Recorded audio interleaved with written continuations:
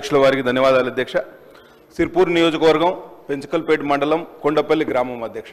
119 survey నెంబర్లో మా తల్లిగారు పాల్వాయి రాజలక్ష్మి గారు ఎమ్మెల్యేగా ఉన్నప్పుడు 2002-2004 మధ్యలో 2000 ఎకరాలకు పట్టాలు ఇచ్చినాము అధ్యక్ష.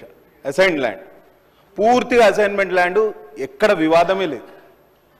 గతంలో ఈ 2014 వరకు వారికి ఎటువంటి చీకు చింత లేకుండా, ఎప్పుడైతే ఈ బీఆర్ఎస్ ప్రభుత్వం అధికారంలోకి వచ్చిందో వాళ్ళ వెంటబడ్డారు అధ్యక్ష.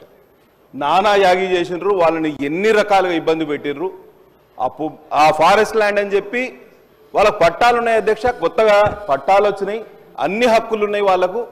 పూర్తిగా వాళ్ళని ఇవాళ ఇబ్బంది పెట్టి చెట్లు నాటే కార్యక్రమం చేసినారు అధ్యక్ష.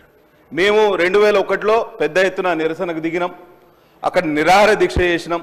10 రోజులు నిరాహార దీక్ష చేస్తే మమ్మల్ని బలవంతంగా లాక్కపోయి 40 రోజులు రిమాండ్ చేసినారు అధ్యక్ష. నాతో పాటు 60 మంది రైతులు. ఇవాళ ఎంత దారుణం అంటే ఒక్కటే టైంలో సైమల్టేనియస్లీ 2 పోలీస్ స్టేషన్లో నా మీద అటెంప్ట్ మర్డర్ కేసులు పెట్టినారు అధ్యక్ష. ఎంత దారుణం అంటే ఈ పోడు రైతుల శాపనార్థాలు తగిలి వీళ్ళు పదవిచ్యుతులయ్యారు. నేను చెప్తున్నా, పోడు రైతులు ఎక్కడెక్కడ ఉన్నారో ఆదిలాబాద్ నుంచి కొత్తగూడెం వరకు మీరు చూడండి, ఆ ప్రాంతాల్లో వీళ్ళకు ఓట్లు రాలే, సీట్లు రాలే.